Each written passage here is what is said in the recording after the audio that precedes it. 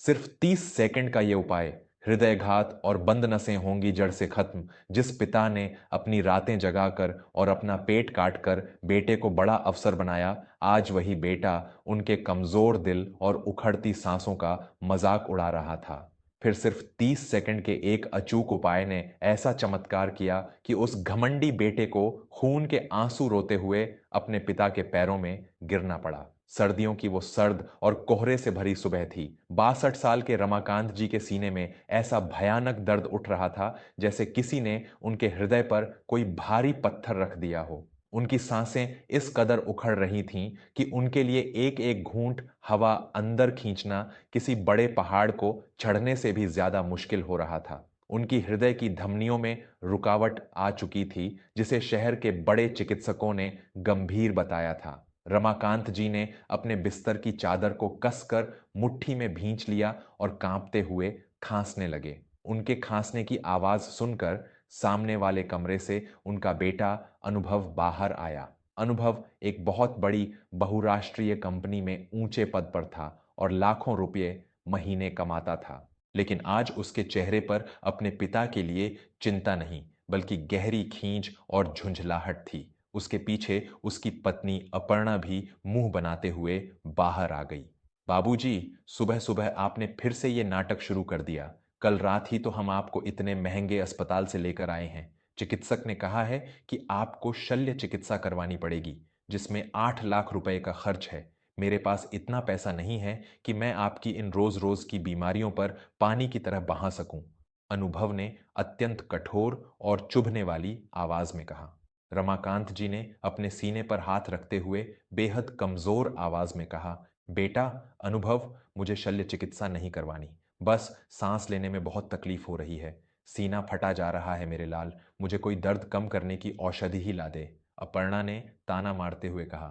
औषधि तो तब असर करेगी ना बाबूजी, जब आप थोड़ा परहेज करेंगे। दिन भर बिस्तर पर पड़े रहते हैं। आपकी इसी बीमारी की वजह से अनुभव अपनी नई गाड़ी नहीं ले पा रहे हैं। हमारा तो सारा पैसा बस आपकी इन महंगी गोलियों और जांचों में ही स्वाहा हो रहा है। अगर आपको इतना ही दर्द है तो किसी सरकारी अस्पताल के वार्ड में जाकर भर्ती क्यों नहीं हो जाते? कम से कम हमारी नींद तो खराब नहीं होगी। ये शब्द रमाकांत जी के कमजोर हो चुके दिल में किसी तेज जहरीले तीर की तरह चुभ गए। जिस बेटे की पढ़ाई और तरक्की के लिए उन्होंने अपनी पूरी जिंदगी एक साइकिल पर निकाल दी, आज वही बेटा उनके जीवन की कीमत 8 लाख रुपए लगा रहा था। रमाकांत जी ने अपनी आंखें बंद कर लीं और उनके गालों पर दो गर्म आंसू लुढ़क आए। अनुभव ने गुस्से में अपना माथा पीटा और बिना पानी दिए वहां से दफ्तर के लिए निकल गया। उस बड़े और आलीशान घर में वो बूढ़ा पिता अपनी उखड़ती सांसों के साथ बिल्कुल अकेला तड़पता रह गया। मेरे आदरणीय और प्रिय श्रोताओं, मैं आपका अपना विवेक वर्मा।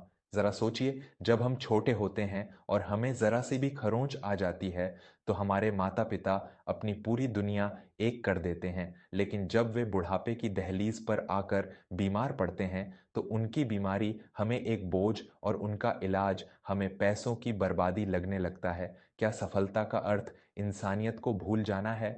अगर आपके सीने में भी अपने माता पिता के लिए असीम प्रेम और सम्मान है और आप मानते हैं कि उनका आशीर्वाद ही संसार का सबसे बड़ा रक्षा कवच है, तो अभी वर्मा स्टोरीज को सब्सक्राइब करें। आपका एक सब्सक्राइब मुझे ऐसी ही जमीनी, सच्ची और पारिवारिक सच्चाइयों से भरी कहानियां आप तक पहुंचाने की शक्ति देता है। बिना किसी देरी के वर्मा स्टोरीज को सब्सक्राइब करके हमारे इस भावनात्मक परिवार का एक अटूट हिस्सा बने।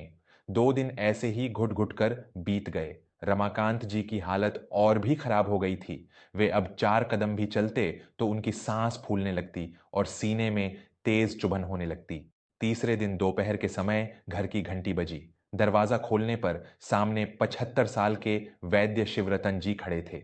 शिवरतन जी रमाकांत जी के बहुत पुराने मित्र थे और आयुर्वेद और नाड़ी विज्ञान के बहुत बड़े ज्ञाता थे। वे कई सालों बाद अपने मित्र से मिलने गांव से शहर आए थे। जब शिवरतन जी ने घर के अंदर कदम रखा और रमाकांत जी को बिस्तर पर असहाय पड़ा देखा तो वे सन्न रह गए। रमाकांत जी का चेहरा पीला पड़ चुका था और वे हाँफ रहे थे।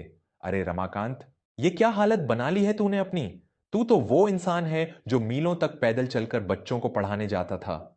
आज तेरी सांसें ऐसे क्यों टूट रही हैं? शिवरतन जी ने उनके पास बैठते हुए पूछा। उसी वक्त अनुभव भी दफ्तर से लौट आया था। उसने शिवरतन जी को देखा और रूखेपन से बोला, प्रणाम काका। क्या करें, बाबूजी के हृदय की नसें बंद हो गई हैं। चिकित्सक ने बहुत बड़ी शल्य चिकित्सा बताई है, जिसका खर्च उठाना मेरे बस की बात नहीं है। अब तो जो भगवान की मर्जी होगी वही होगा। शिवरतन जी ने अनुभव की बात सुनकर उसे एक बेहद तीखी नजर से देखा। उन्होंने अपनी उंगलियों से रमाकांत जी की नाड़ी पकड़ी।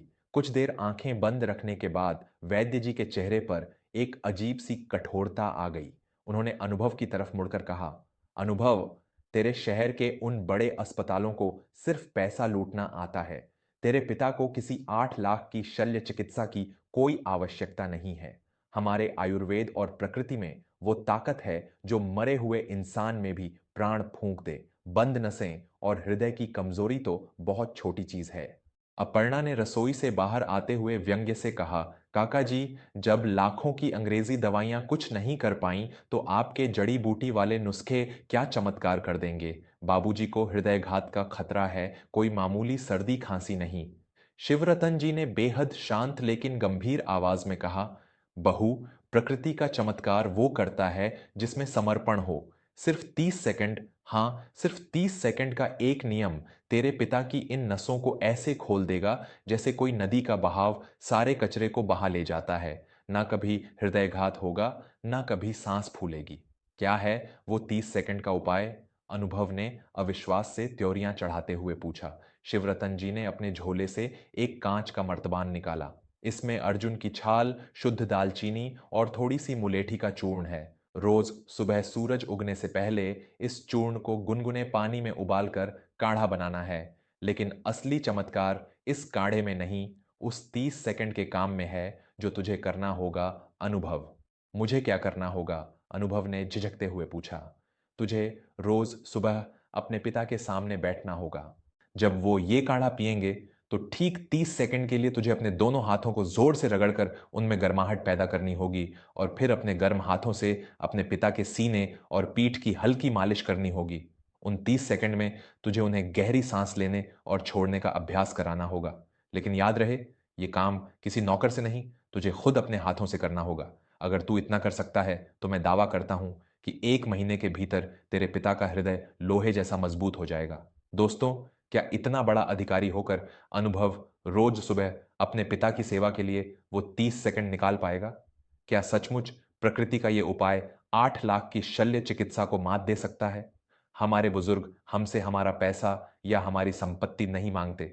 वे तो बस हमारे थोड़े से समय और हमारे प्यार भरे स्पर्श के भूखे होते हैं। अगर आपको लगता है कि परिवार का समय और अपनों की सेवा दुनिया की हर बड़ी से बड़ी मुश्किल को हल कर सकती है, तो वर्मा स्टोरीज को अभी सब्सक्राइब करें। आपका जुड़ाव हमें यह एहसास दिलाता है कि आज भी समाज में माता पिता की अहमियत जिंदा है। बिना रुके वर्मा स्टोरीज को सब्सक्राइब करें और इस कहानी के इस अद्भुत और जीवन बदल देने वाले सफर में मेरे साथ आगे बढ़ें। अनुभव को वैद्य जी की ये सारी बातें दकियानूसी और अंधविश्वास लग रही थीं, लेकिन शल्य चिकित्सा के 8 लाख रुपये बचाने के लालच में उसने बेमन से इस बात के लिए हामी भर दी। अगली सुबह से अनुभव ने चिड़चिड़े मन से वैद्य जी का बताया हुआ नियम शुरू किया। उसने काढ़ा बनाया और जब रमाकांत जी उसे पीने लगे तो अनुभव ने अपने हाथ रगड़कर उनके सीने पर रखे। रमाकांत जी ने जब अपने बेटे के हाथों का वो गर्म और प्यार भरा स्पर्श सालों बाद अपने सीने पर महसूस किया तो उनकी आंखों से झरझर आंसू बह निकले। अनुभव ने बिना कुछ कहे 30 सेकंड तक उन्हें गहरी सांस लेने को कहा और फिर वहां से चला गया। 4 दिन ऐसे ही बीत गए। 5वें दिन सुबह जब अनुभव अपने पिता के सीने पर हाथ रखकर उन्हें श्वास का अभ्यास करा रहा था तो शिवरतन जी भी वहां खड़े थे। अनुभव ने उबासी लेते हुए कहा, काका, मेरे पास सुबह इतना समय नहीं होता। ये रोज रोज का नाटक मुझसे नहीं होगा। इनकी सांस फूलना तो उम्र का तकाजा है, ये कभी ठीक नहीं होगा। यह सुनते ही शिवरतन जी का धैर्य जवाब दे गया। उनकी आंखों में ज्वाला धधक उठी। उन्होंने आगे बढ़कर अनुभव का कंधा जोर से पकड़ लिया। उम्र का तकाजा? तू इसे उम्र का तकाजा कहता है अनुभव? शिवरतन जी की आवाज पूरे घर में गूंज उठी। तुझे पता भी है कि तेरे पिता का ये हृदय इतना कमजोर क्यों हुआ, ये नसें बंद क्यों हुईं? अनुभव हैरान रह गया। अपर्णा भी दरवाजे के पास आकर खड़ी हो गई। शिवरतन जी ने कांपती उंगली से रमाकांत जी की तरफ इशारा करते हुए कहा, 15 साल पहले की बात है, जब तुझे इंजीनियरिंग की पढ़ाई के लिए शहर के सबसे महंगे कॉलेज में दाखिला लेना था। तेरे पिता की साधारण सी शिक्षक की नौकरी में इतनी हैसियत नहीं थी। रिश्तेदारों ने मुंह फेर लिया था। तब इस आदमी ने गांव की अपनी पुश्तैनी जमीन सेठ को गिरवी रख दी थी, और तेरे उस महंगे छात्रावास का खर्च उठाने के लिए इस इंसान ने दिन में स्कूल में पढ़ाया और रात भर जाग कर स्टेशन पर मुनीम का काम किया। लगातार 4 साल तक तेरे पिता रात में सिर्फ 2 घंटे सोए। अत्यधिक तनाव, थकान और कर्ज की चिंता ने इनके हृदय की धमनियों को सिकोड़ना शुरू कर दिया। अनुभव के पैरों तले जमीन खिसकने लगी।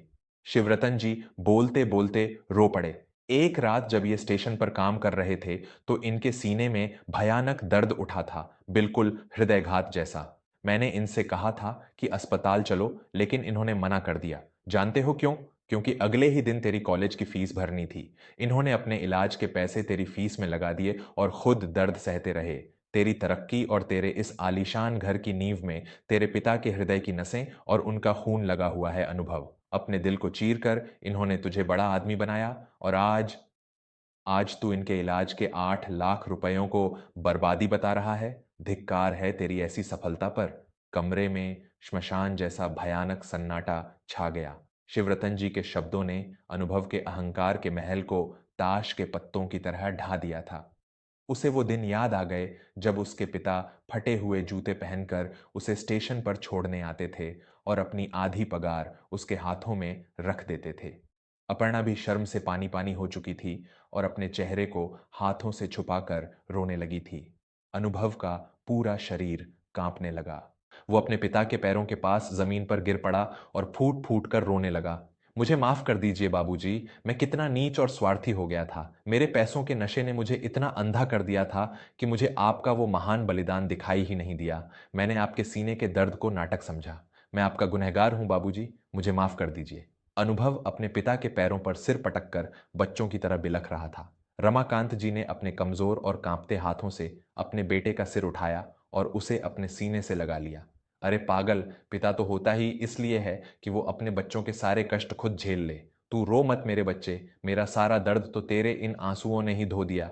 मैं तुझसे बिल्कुल नाराज नहीं हूं मेरे लाल। उस दिन के बाद से घर की पूरी दुनिया ही बदल गई। अनुभव के लिए वो 30 सेकंड अब कोई बोझ नहीं, बल्कि उसके जीवन की सबसे बड़ी पूजा बन गए थे। वो रोज सुबह पूरी श्रद्धा से अपनी पिता के लिए अर्जुन की छाल का काढ़ा बनाता।